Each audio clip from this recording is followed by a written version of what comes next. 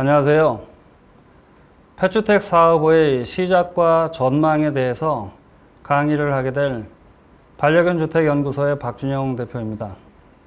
우선 본 강의는 코로나 방역 수칙을 잘 지켜가며 촬영이 이루어지고 있음을 먼저 말씀을 좀 드리겠습니다.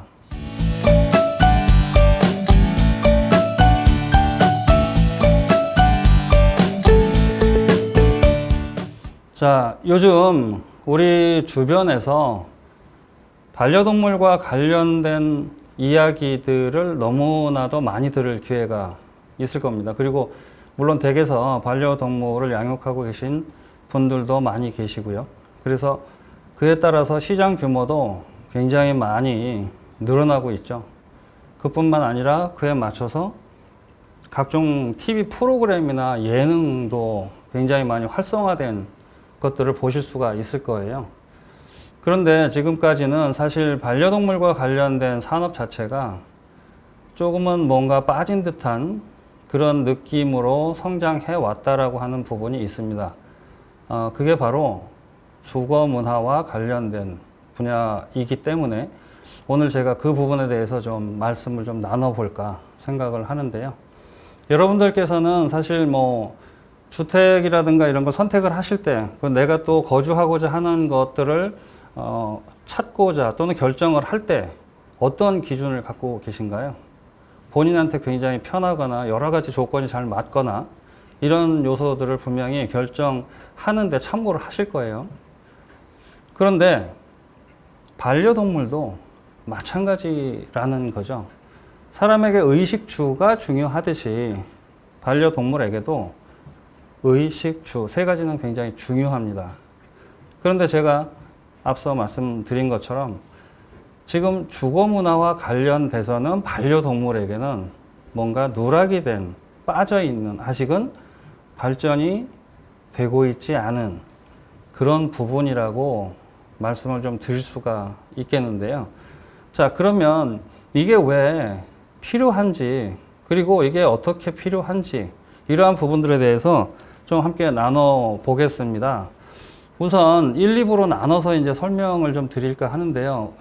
1차적으로 1부에서는 국내 반려동물 시장에 대해서 그리고 두 번째 반려동물의 위상 변화 그리고 세 번째 펫주택 네 번째 펫주택의 필요성 이런 내용들을 기본적으로 우선 좀 알고 계신 다음에 자, 반려동물과 함께하는 주거 환경, 펫주택 또 이러한 시장 이 부분에 대한 것들은 2부에 가서 좀 더 세밀하게 자세하게 더 설명을 드릴 수 있도록 하겠습니다.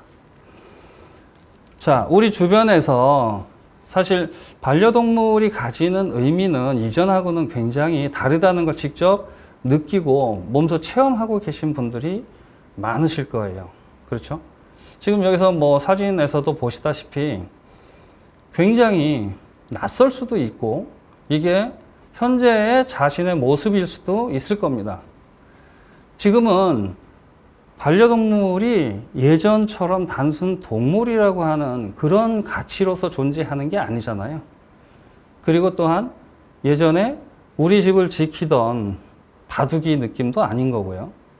그러다 보니까 주거 환경 자체도 달라졌고 이 아이들의 양육 조건도 굉장히 많이 달라졌습니다. 그리고 이들을 바라보는 사람의 생각조차도 이전하고는 판이하게 달라져 있고요. 그런데 지금까지 이러한 생각이나 환경의 변화에 따라가질 못하고 있는 부분이 바로 주거 환경이거든요. 자, 여기서 보시는 것처럼 침대에서 함께 생활을 하고요. 그리고 또 함께 가족 사진을 찍습니다. 반려견과 함께 찍는 사진이 가족 사진이 됐고요. 그리고 지금 그렇게 생각을 하고 있기 때문에 그들을 우리는 펫팸족이라고 부릅니다. 우리에게 있어서 반려동물이 그저 예전에는 애완 이런 느낌이었잖아요. 그런데 그 표현조차도 이제는 굉장히 먼 느낌이고요. 잘 쓰지 않는 용어가 되어버렸습니다. 왜 그러냐면 가족이기 때문에. 그래서 반려라는 용어를 쓰게 되는 거고요. 그 이상의 가치를 가지는 존재로서 우리 옆에 늘 함께 하고 있습니다. 자, 이들이 실질적으로 놀러를 나가도요, 가족이니까 함께 놀러 가고요, 촬영을 하거나 사진을 찍더라도 반려동물과 함께 촬영을 합니다. 그리고 이 아이랑 같이 놀러 갈 수 있는 데를 찾기도 하고요. 이러한 점들을 봤을 때 또한 실내에서, 가정 내에서 내 자녀와 반려동물이 함께 커나가는 겁니다. 그리고 본인 스스로를 지칭을 할 때 엄마 또는 아빠, 그리고 함께 크는 우리 아이하고의 관계가 형제 관계가 되는 거예요. 아마도 옆에서 그런 표현을 해가면서 이름을 부르고 하는 것들을 많이 보셨을 겁니다.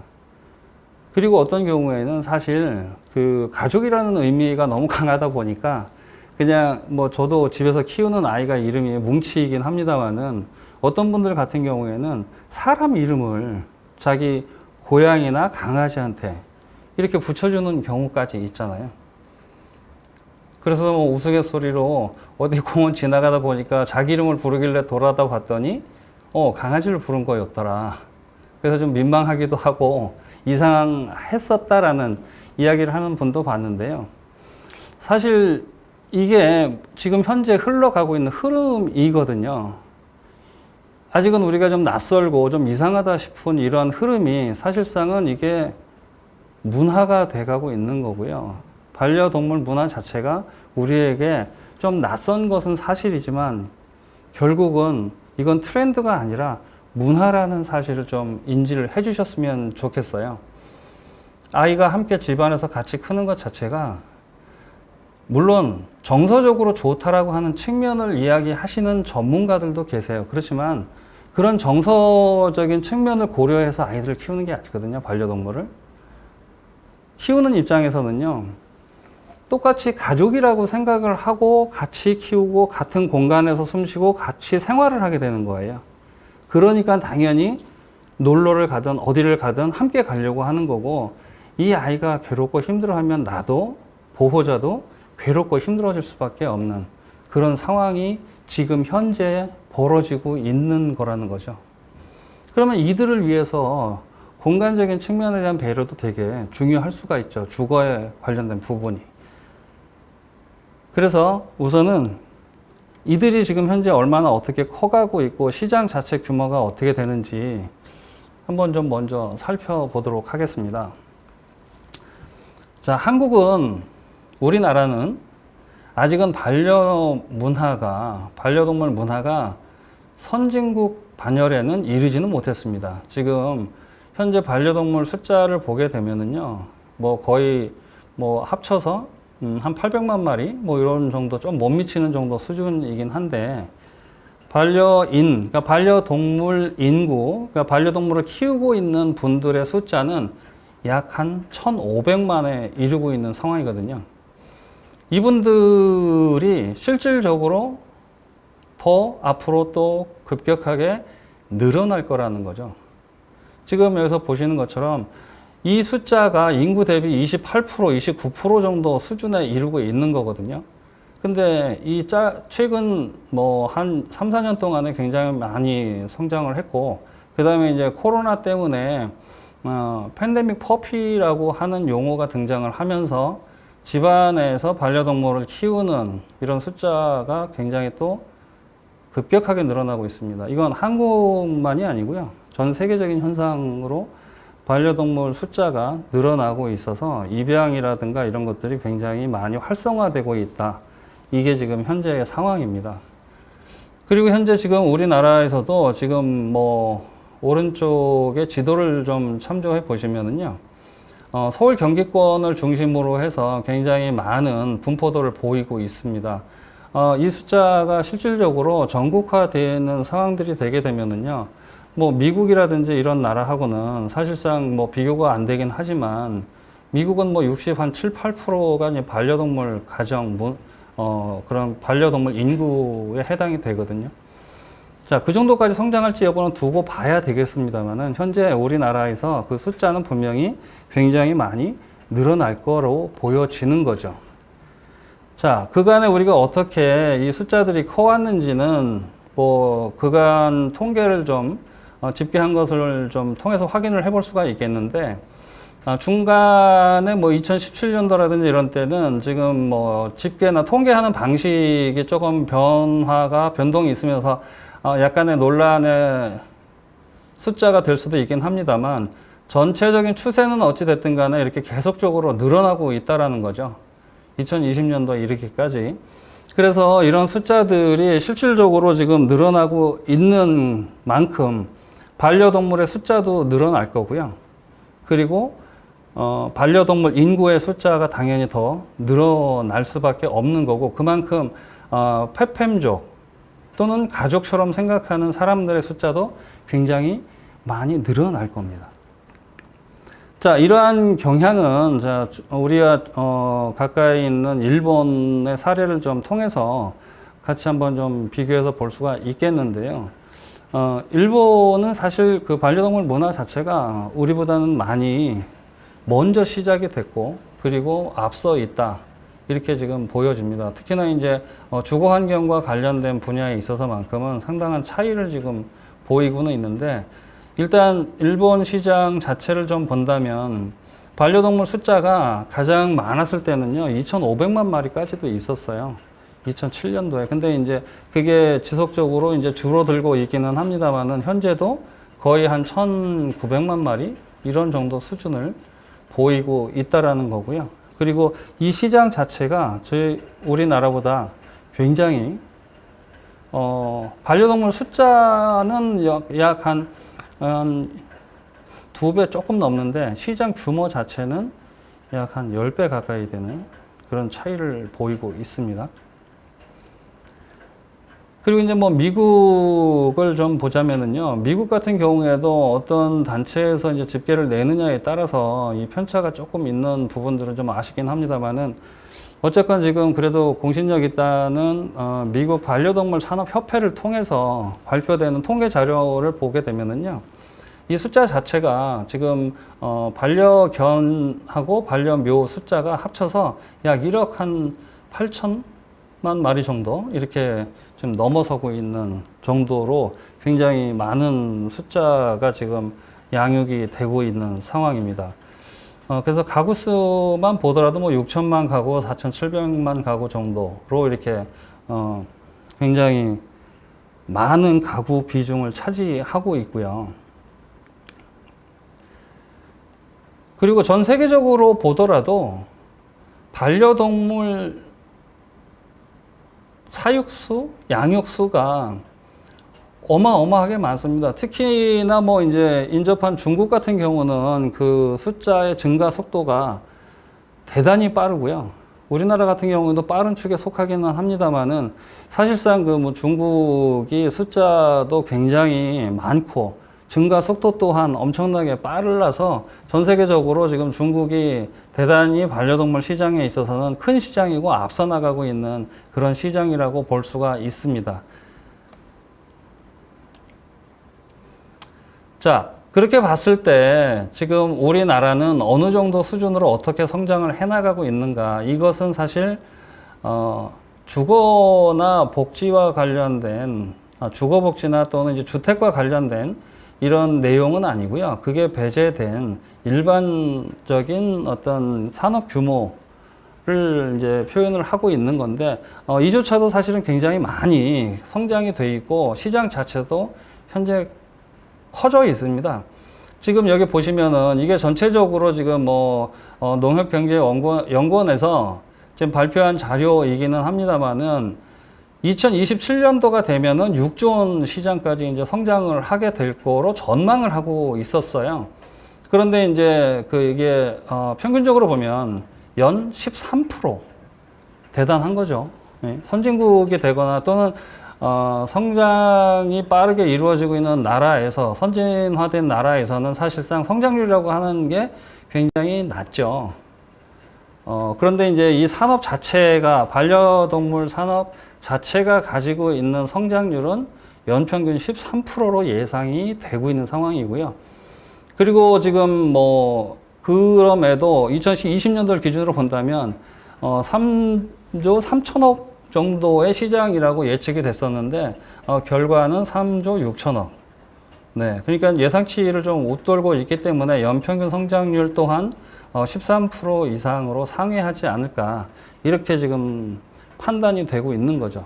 자, 이런 시장이 이렇게 많이 커지고 있음에도 사실상 우리 반려동물의 주거 환경이라든가 우리와 함께하는 고양이, 강아지들과 우리가 함께 편하게 살 수 있는 그러한 조건을 어떻게 구축을 하고 함께 행복한 공간을 만들어낼 것인가. 이에 대한 시장은 굉장히 없다시피 하는 그런 상황입니다. 자, 그리고 지금 뭐 미국 시장이라든가 일본 시장을 좀 보게 되면은 어떤 시장의 성장 속도는 굉장히 많이 차이가 있습니다. 일본은 앞서 보신 도표에서처럼 반려동물 숫자가 이제 점진적으로 줄어들고 있는 상황이고요. 그리고 인구수 또한 이제 줄어들기 시작을 했잖아요. 그런데 이제 노령화가 되면서 반려동물을 키우거나 함께 양육할 수 있는 여건이 안 되다 보니까 그 고령화 지수가 많이 진행이 된 만큼 반려동물 숫자도 줄어들었어요. 그럼에도 시장 자체는 오히려 매년 1% 내외에서 성장을 해나가고 있다라고 하는 것을 좀 보실 수가 있을 겁니다. 그러니까는 현재 반려동물 숫자는 줄었고 오히려 시장은 그럼에도 줄지 않고 조금씩이나마 성장을 해나가고 있다라는 거고요. 미국 같은 경우에는 지속적으로 반려동물 시장이 지금 현재 반려동물 숫자가 늘어나는 만큼 그에 맞춰서 성장률 또한 굉장히 크게 성장을 하고 있다라고 하는 것을 보실 수가 있습니다. 사실 이게 뭐 600억 달러라는 게 정말 어마어마한 시장 규모겠죠. 물론 여기에도 뭐 일본도 마찬가지고요. 부동산 관련된 시장 자체는 좀 빠져 있습니다. 주거 환경이라고 하는 부분 자체가 펫 주택이라고 하는 것 자체가 부동산과 연계된 분야로 부분이 될 수밖에 없는 상황이다 보니까 그렇습니다. 물론 반려동물과 굉장히 밀접한 관계를 갖는 그런 아이템이나 용품들 같은 경우에는 별도로 이제 반려동물 산업적으로 구분이 되긴 합니다만은 우리가 여기서 다루고자 하는 펫 주택과 관련해서는 그러한 부분이 따로 나뉘고 구분이 된다라는 점. 그래서 여기에 포함이 어느 나라건 포함이 안 된 데이터하고 통계라는 점 참조해서 판단 얘기를 들어주시면 좋겠습니다. 자, 앞서 말씀드린 것처럼 중국의 어떤 반려동물 시장 자체가 성장 속도가 클 수밖에 없는 건 반려동물 숫자에 늘어나는 속도가 굉장히 컸잖아요. 그렇죠? 그러니까 이제 거기에 맞춰서 이 정도로 시장은 함께 급격한 팽창을 하고 있다라는 거죠. 연간 뭐 30% 정도? 이 정도면 대단한 거죠, 사실. 중국이 한참 잘 나갈 때는 뭐 6%, 7%대 매년 성장률을 그렇게 거듭하다가 최근에 그 성장률이 굉장히 꺾이고 있고 안정화 단계로 뭐 안정화라고 해야 될까요? 어쨌든 줄어들고 있는 상황임에도 반려동물 시장만큼은 굉장히 활성화돼 가고 있고 그 성장률이 매년 굉장히 급격하게 늘어나고 있다. 이런 부분들은 굉장히 참조할 만한 상황입니다.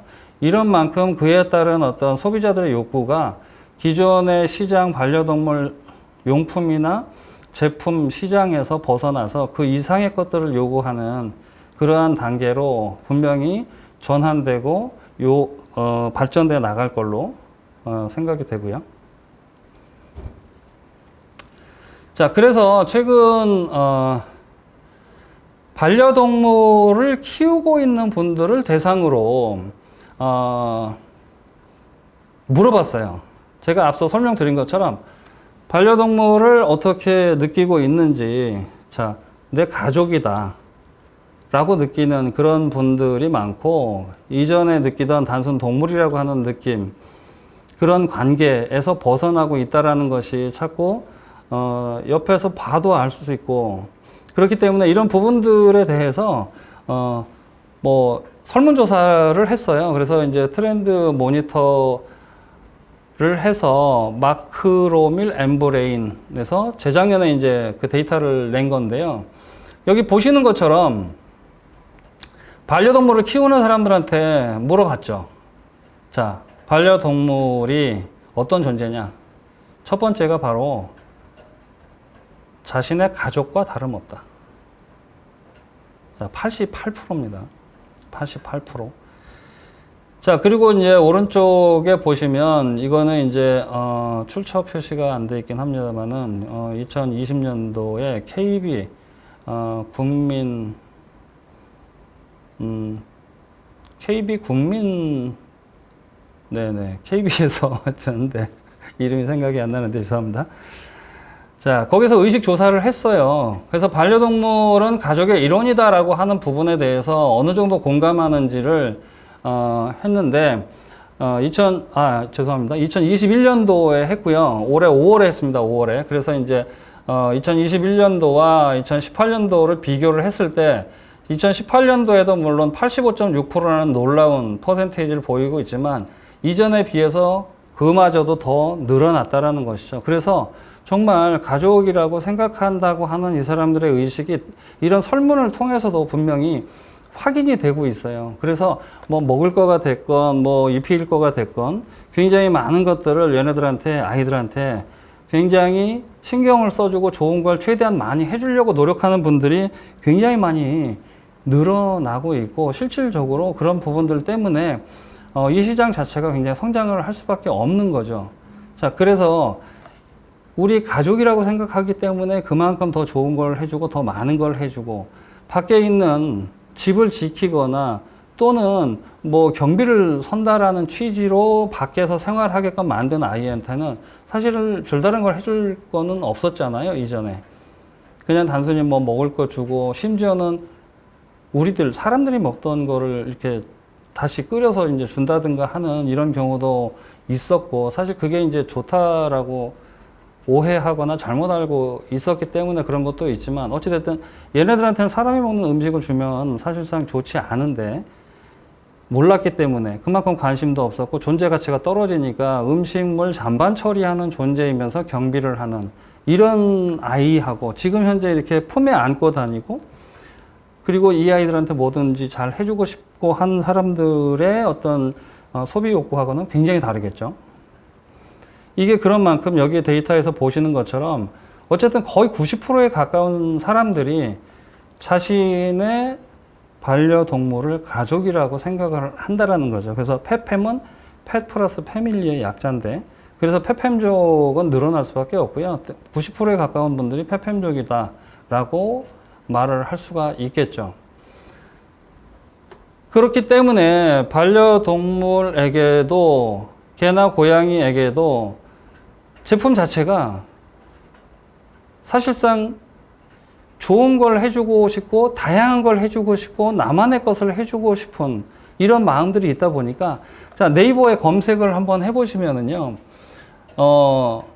반려동물 사료라고 검색을 하시게 되면은요 쇼핑란에 아이템이 120만 개가 넘게 떠요.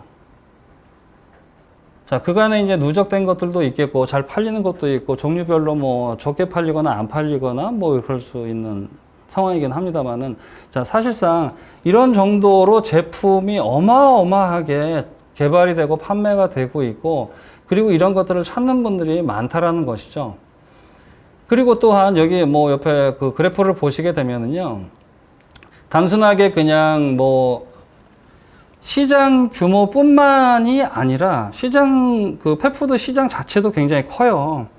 그런데 단순하게 그냥 만들어진 것을 판다라는 사다가 먹인다라는 이런 거 외에도 거길 더 나아가서 한 걸음 더 나아가서 처방식까지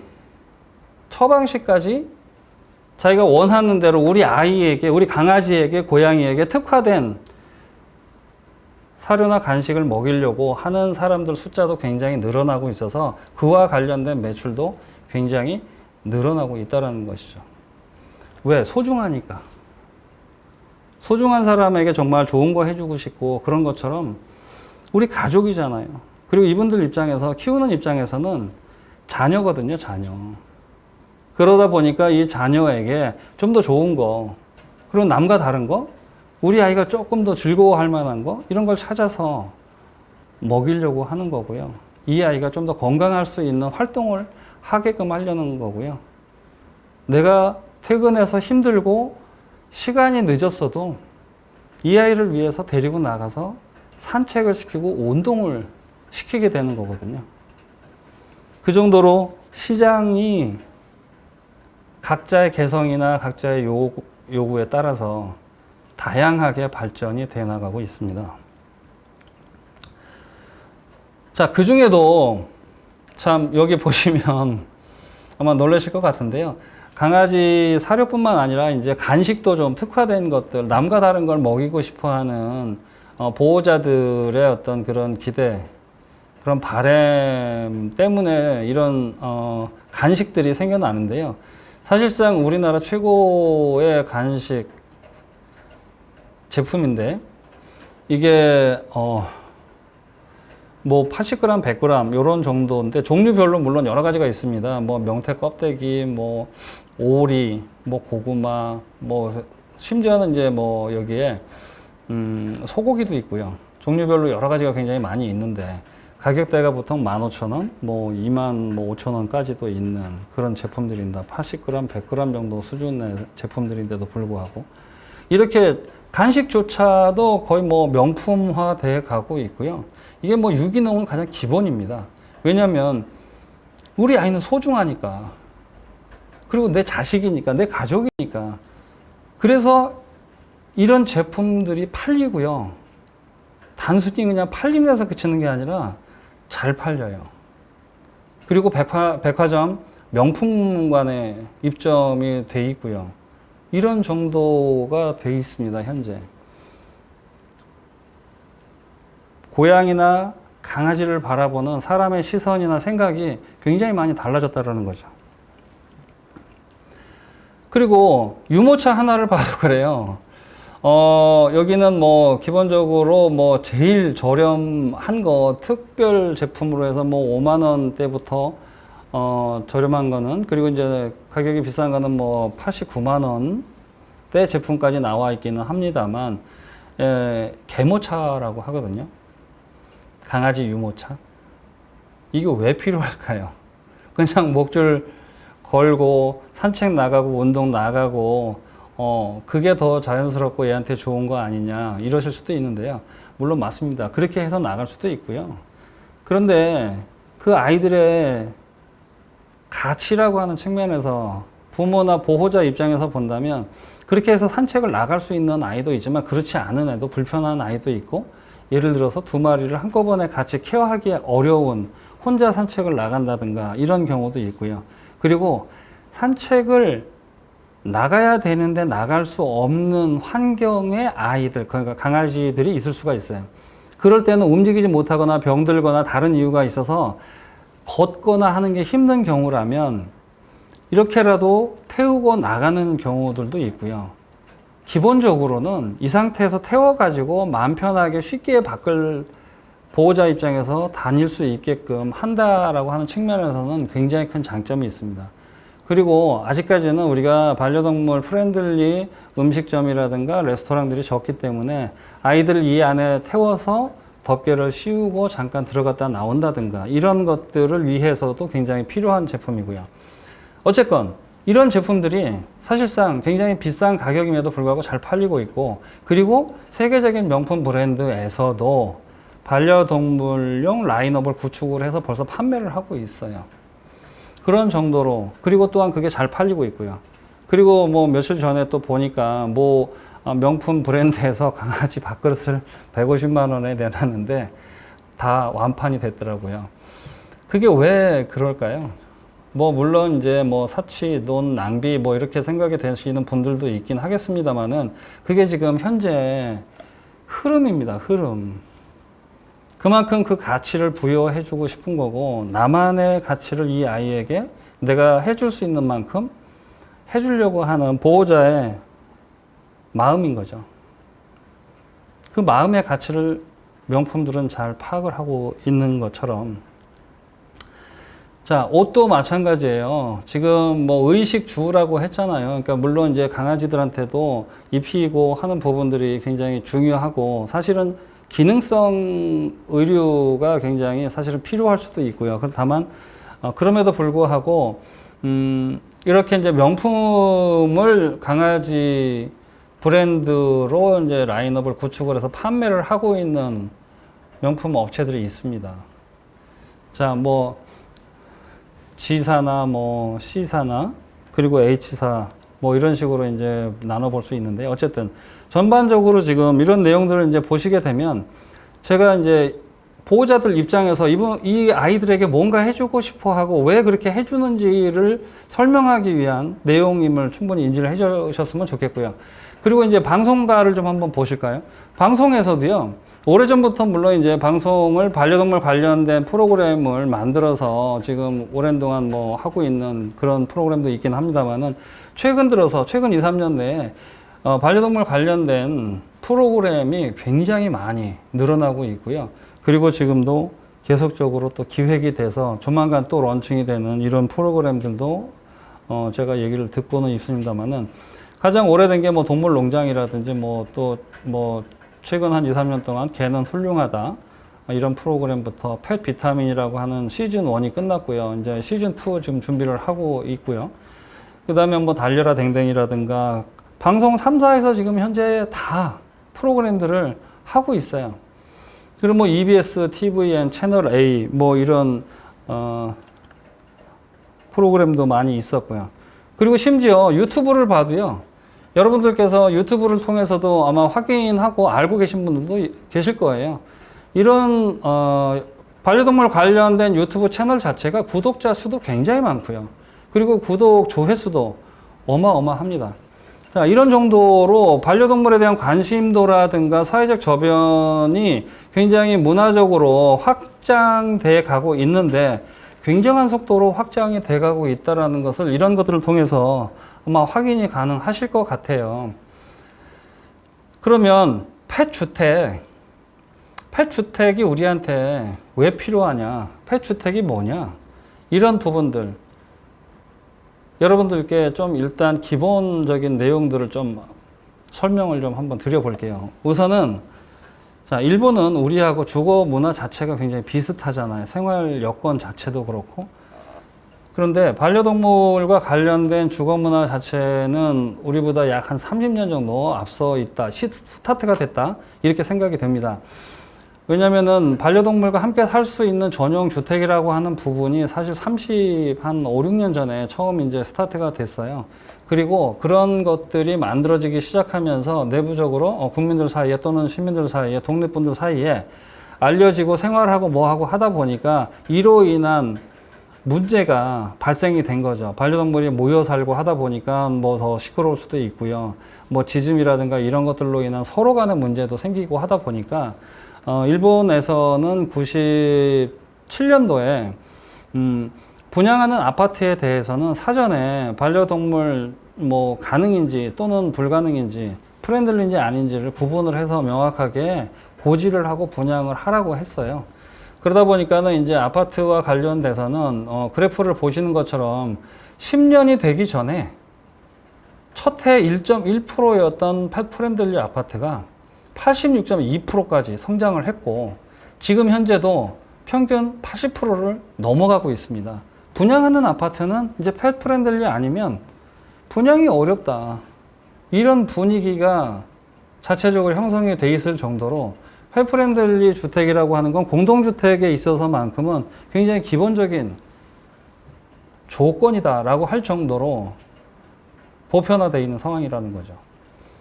그렇다 보니까 반려동물이 생활하는 공동주택, 물론 생활을 하지 않든 관계없이 전체 일본 내 반려동물 공동주택에 있어서 반려동물을 허용하는 비중이 굉장히 높아졌다라는 거죠. 이전에는 그런 내용들에 대해서 사실상 기본적으로 잘 고민을 하지 않고, 그러다가 반려동물이라고 하는 친구들이 많이 늘어나다 보니까 이들과 함께 생활하는데 필요한 어떤 조건이라든가 조직이라든가 또는 어떤 규율, 규칙, 이런 것들이 필요했기 때문에 그거가 갖추어진 반려동물 아파트가 인기가 늘어날 수밖에 없었고요. 지금 현재는 여기 보시는 것처럼 실질적으로 1999년도에 비해서 지금 2018년도가 폐주택의 비중이 어마어마하게 늘었지 않습니까? 평균 88.5%가 반려동물을 허용을 해요. 조건부라고 하는 거는 뭐 고양이 할 거냐, 강아지 할 거냐, 몇 마리 할 거냐 이런 차이가 있는 거고요.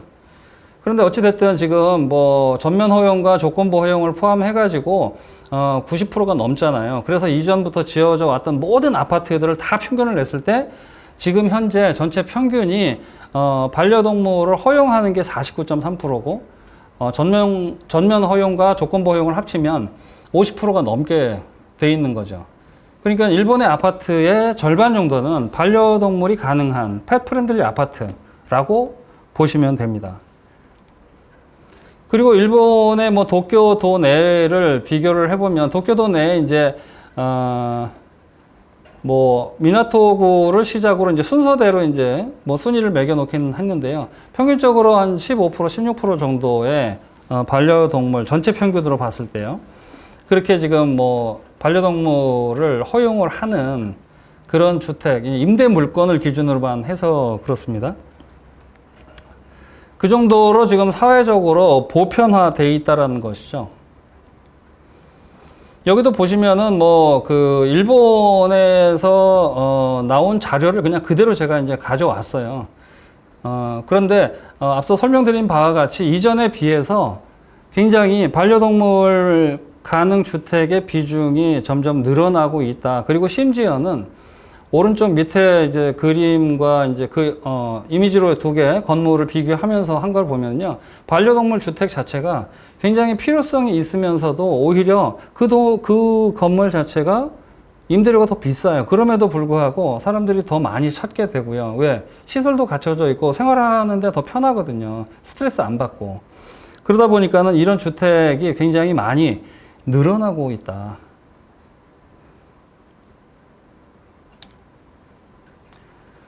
자, 근데 이건 일본에만 국한된 사항은 아니고요. 미국 같은 경우도 마찬가지입니다. 미국의 임대주택입니다. 임대주택을 기준으로 봤을 때 반려동물을 허용하는 비중은 이제 53% 정도 되고요. 그리고 이제 종류별로 이제 제한을 둡니다. 제한적인 허용이라고 하는 게 옆에 보시면 허용 가능한 펫의 종류 이렇게 구분이 되어 있는데 그렇게 이제 제한을 두는 것들이 그런 거고 그거 관계없이 그냥 다 허용이 되는 경우가 9%고요. 자, 그래서 지금 이거는 미국의 맨하탄의 유명한 펫 프렌들리 아파트에 중간층에 강아지들이 놀 수 있는 공간을 마련해 놓은 사례 사진입니다. 이 정도로 지금 뭐 반려동물하고 함께 놀 수 있는 공간이 너무나도 많고 넓은 공간을 가지고 있는 미국임에도 불구하고 공원 어디든 웬만하면 다 데리고 나갈 수가 있잖아요. 그럼에도 불구하고 건물 내에서 아이들이 놀 수 있는 공간을 따로 만들어주고 거기에서 함께 보호자가 쉬거나 필요한 활동을 할 수 있게끔 이런 시설들이 건물 중간에 갖춰져 있는 거예요. 자, 그러면 펫주택이 왜 필요할까? 앞서 말씀드린 것처럼 이전에는 실외에서 키우다가 실내로 많이 들어왔어요. 그런데 실내로 들어왔다는데 어느 정도야? 얼마나 되길래 왜 실내 주거 환경까지 얘네들하고 관계가 돼서 이야기가 돼야 되는데 자, 이 자료를 보시면 설명이 됩니다. 이것도 또한 KB에서 이제 조사한 자료고요. 이게 이제 2019년도 그러니까 2020년도 초에 작년 5월에 이제 발표된 자료에 근거하면은 약 90% 정도가 실내에서 키워지고 있습니다. 실내에서 생활하는 아이들은 대부분 사실 빌라나 오피스텔, 아파트에서 많이 키워지게 되거든요. 그런데 이제 그 공동주택이라고 하는 의미이잖아요. 남과 함께 벽을 맞대고 천정 바닥을 맞대고 사는 공간. 거기에서 키워지는 애들이 굉장히 많아요, 사실은.